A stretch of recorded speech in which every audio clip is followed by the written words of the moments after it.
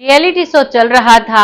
लड़की का इंटरव्यू हो रहा था और जब लड़की कुछ बातें बोलती है तो वो एक लाइन ऐसी बोल जाती है जिससे 4 साल पहले 3 लोगों को उसके पिता ने मारकर घर में ही दफना दिया था।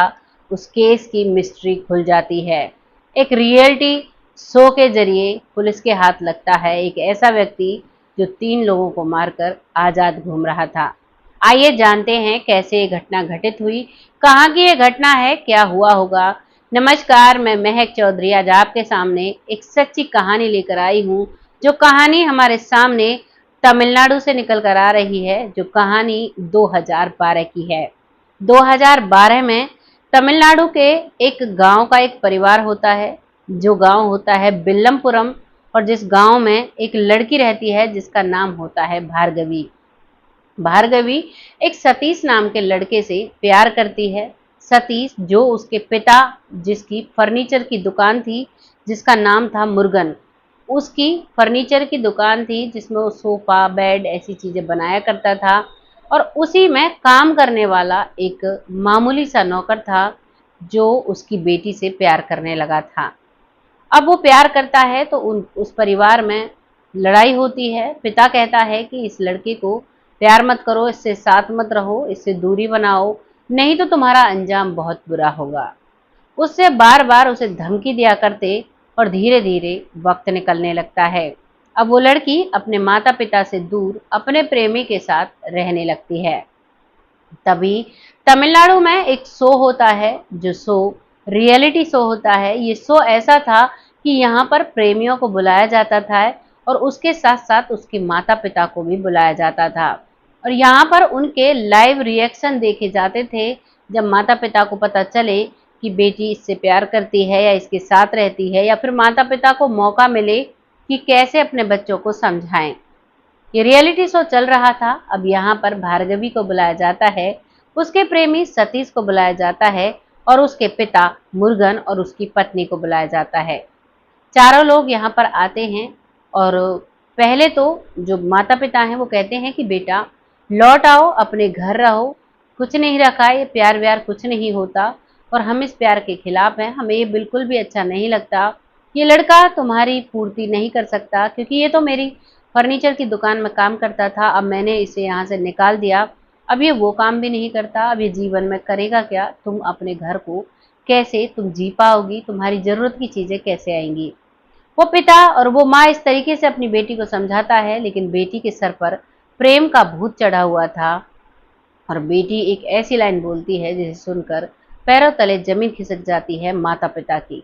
बेटी कहती है कि नहीं, मैं वापस नहीं जाऊंगी, और मेरे पिता इस प्रेम के सख्त खिलाफ हैं, मैं सतीश से प्यार करती हूँ और मैं सतीश के ही साथ जीवन भर रहना चाहती हूँ, कैसे भी करेगा ये मेरी पूर्ति कर ले, मुझे कोई भी दिक्कत परेशानी नहीं है। लेकिन एंकर को लगता है कि शायद मैं इसे समझाऊं तो शायद ऐसा हो कि ये अपने डिसीजन बदल दे, अपने माता पिता की मर्जी से शादी करे, और शायद इसके माता पिता राजी हो जाए इन दोनों का साथ रहने में। यही बातें उनमें चल रही थी। तभी एंकर इसी चीज को सोचकर बोलता है कि भार्गवी, तुम अपने माता पिता के साथ रहो, हो सकता है कुछ दिनों में ये मान जाएं, कुछ दिनों में तुम्हें सतीश के साथ रहने की, सतीश के साथ शादी करने की अनुमति दे दें। तुम इतनी जल्दी डिसीजन क्यों ले रही हो? सिर्फ अभी 17 साल की हो और ये लड़का सिर्फ 19 साल का है। तुम दोनों में से कोई भी बालिग नहीं हो, और तुम दोनों अगर कुछ ऐसा करोगी तो ये तुम्हारे लिए गलत होगा, अभी तुम में मैच्योरिटी नहीं है। इस तरीके से वो जो एंकर था वो इन्हें समझाता है, लेकिन अब भार्गवी को गुस्सा आने लगता है, और भार्गवी गुस्से में कहती है कि अगर मैं अपने पिता के साथ गई तो मेरे पिता बिल्कुल मुझे ऐसे मार देंगे जैसे उन्होंने 3 लोगों का खात्मा किया था, और उन्होंने घर के ही आंगन में उन्हें गाड़ दिया था, घर के ही आंगन में उन्हें गाड़ कर कुएं के पास गाड़ दिया था, और मुझे ऐसे नहीं मरना। ये बात जब वो 2-3 बार रिपीट करती है तो इस बात को सुनकर वो बहुत हैरान होते हैं, वो बहुत परेशान होते हैं और कहते हैं कि ऐसा कैसे हो सकता है। सामने से उसका पिता जल्दी जल्दी बोलता है कि ये सब क्या बोल रही हो, ये तो मैंने तुम्हें डराने के लिए ही कह दिया था। इस बात पर उसकी पत्नी भी कहती है, राजेश्वरी, कि हाँ, मैंने भी डराने के लिए कह दिया था, ऐसा कुछ भी नहीं है। लेकिन भार्गवी चिल्लाते हुए कहती है, मुझे बेवकूफ मत समझो, मैंने गांव में पता कर लिया है, आप लोगों ने जिन 3 लोगों को इस दुनिया से विदा किया, स्पेशल पिता से कहती है, स्पेशल तुमने जो इन 3 लोगों को इस दुनिया से अलविदा करा दिया, ये तुम्हारा बहुत गलत डिसीजन था। और बिल्कुल वैसे ही तुम मुझे भी मार दोगे, तुम मुझे भी ऐसे ही कर दोगे, क्योंकि तुमने घर के आंगन में जो कुआं है उसी के पास उन्हें गाड़ रखा है। पिता लगातार इस बात से मुकरता है, लेकिन यहीं पर जो इस शो को होस्ट कर रहा था वो इस शो की रिकॉर्डिंग को यहीं पर बंद कर देता है, क्योंकि वो कई बार पूछता है, तुम लाइव शो में हो, पब्लिक तुम्हें देख रही है, ये तुम क्या कह रही हो? लेकिन भार्गवी अपनी बात पर डटी रहती है। इस बात पर अब जो शो को होस्ट कर रहा था वो शो को बंद कर देता है।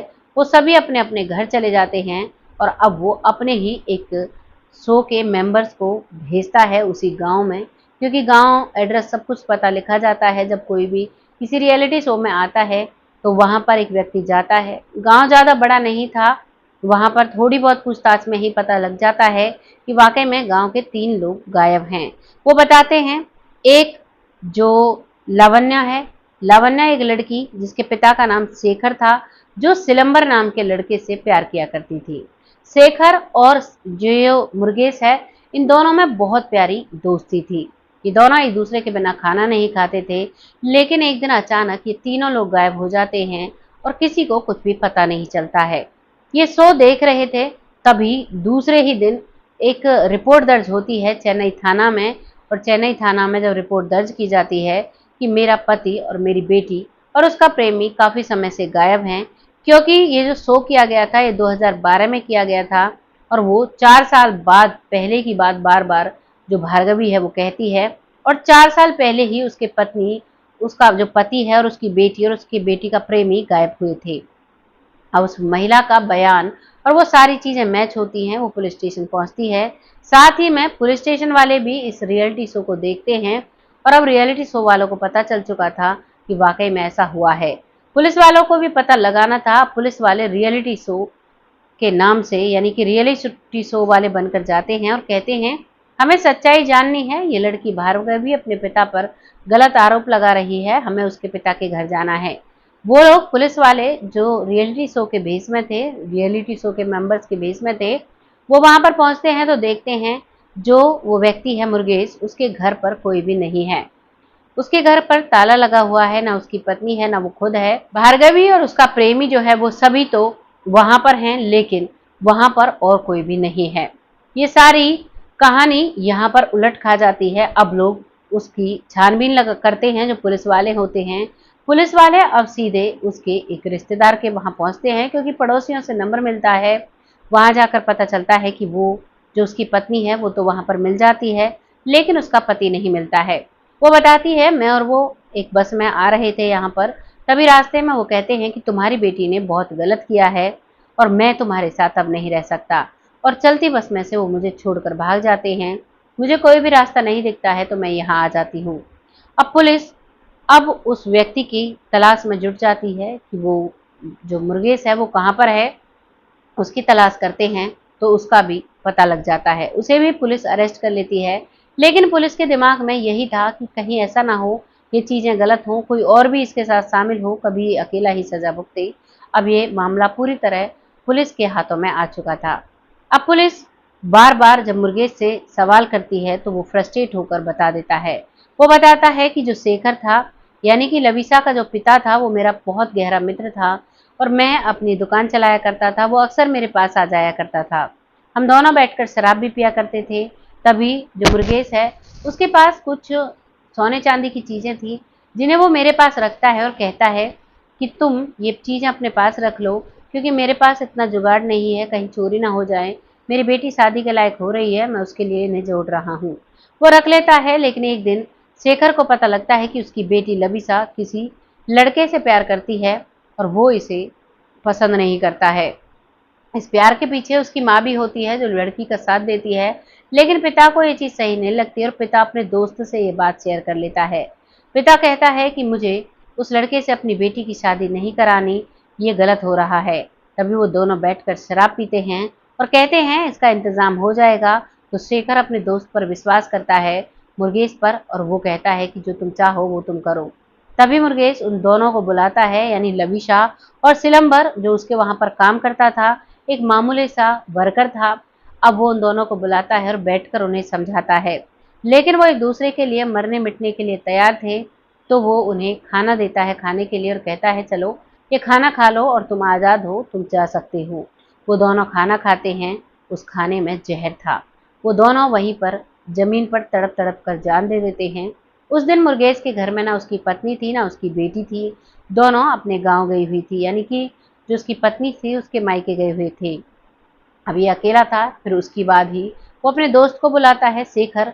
अब उसके मन में लालच आता है कि अगर मैं इसे भी मार दूं तो जो इसने जेवरात मुझे दिए हैं वो सब मेरे हो जाएंगे, और मेरी भी बेटी बड़ी हो रही है और मेरी भी बेटी प्यार नहीं करेगी। ये एग्जाम्पल जब मैं उसको दूंगा तो फिर मेरी जीवन सेट हो जाएगा। अब वो उस दोस्त को भी फुल दारू पिलाता है जितनी उससे हो सकी, और उसके बाद उसे खाने को देता है वही जहर वाला खाना, और वो खाना खाकर वो भी इस दुनिया से चला जाता है। वहीं कुएं के पास एक बहुत गहरा सा गड्ढा खोदता है और तीनों की डेड बॉडीज को वहां पर डाल देता है और उसे दफना देता है। इस बात का पुलिस को भी, क्योंकि बार बार वो लड़की रियलिटी शो में ये बात कह रही थी, तो इस मुर्गेश को पकड़ने से पहले पुलिस ने उन कंकालों को निकाल लिया था और उनकी जांच कराई थी। और जांच में वाकई में पता चलता है कि इसने जहर दिया गया था, उनको जहरीला पदार्थ खिलाया गया था, उससे उसकी जान गई है। और अब पुलिस को विश्वास हो जाता है कि कोई भी इस काम में शामिल नहीं है, इस क्राइम में, इसमें सिर्फ है तो ये मुर्गेश ही है। उसको सजा दिलवाई जाती है, उसको जेल में डाल दिया जाता है, उसके खिलाफ चार्जशीट दायर की जाती है। इस तरीके से एक रियलिटी शो से एक व्यक्ति का जो 3 मर्डर करके बैठा था 3 साल 4 साल पहले, उसका खुलासा हो जाता है। इसीलिए तो कहते हैं अपने कर्मों पर ध्यान दीजिए। अगर आप कुछ गलत करते हो तो उसका खुलासा जरूर होता है, किसी न किसी के सामने जरूर होता है। इसीलिए बहुत अच्छे से अपने कर्मों को कीजिए, अच्छे से रहिए, यही हम दुआ करते हैं। इन कहानियों को लाने का, किसी का भी दिल दुखाने का हमारा बिल्कुल भी कोई उद्देश्य नहीं होता। हम चाहते हैं आप सब अपने जीवन में सही कार्य करें, कोई भी गलत कदम ना उठाएं, क्योंकि कोई भी एक गलत कदम आपके जीवन को बर्बाद कर सकता है। जिस तरीके से मुर्गेश अब पूरी उम्र सजा काटेगा, उसकी पत्नी बिना पति के रहेगी, उसकी बेटी बिना पिता के साय की रहेगी, वैसे ही किसी के भी साथ हो सकता है। इसीलिए अपने गुस्से पर काबू रखें, और जो जैसा करता है उसका फल भगवान उसे जरूर दे देता है। इसीलिए सबको अपने हाल पर छोड़ दें। ऐसी बातों में सरकार है, सरकार से मदद ले सकते हैं। वो लड़की नाबालिग थी, उस नाबालिग लड़की का सरकार भी मदद करती, पेरेंट्स की। वो लड़का भी नाबालिग था, हो सकता है वो मामला वहीं दब जाता अगर वो पुलिस की मदद लेता तो, लेकिन उसने ऐसा नहीं किया, उसने सब कुछ अपने हाथों से किया, और जिसकी सजा वो भुगत रहा है। आपको कहानी जैसी भी लगी है कमेंट बॉक्स में लिखिएगा, लोगों के साथ शेयर करिएगा। बहुत जल्द ऐसी ही किसी अच्छी और सच्ची स्टोरी के साथ आती हूँ। तब तक के लिए जय हिंद, जय भारत।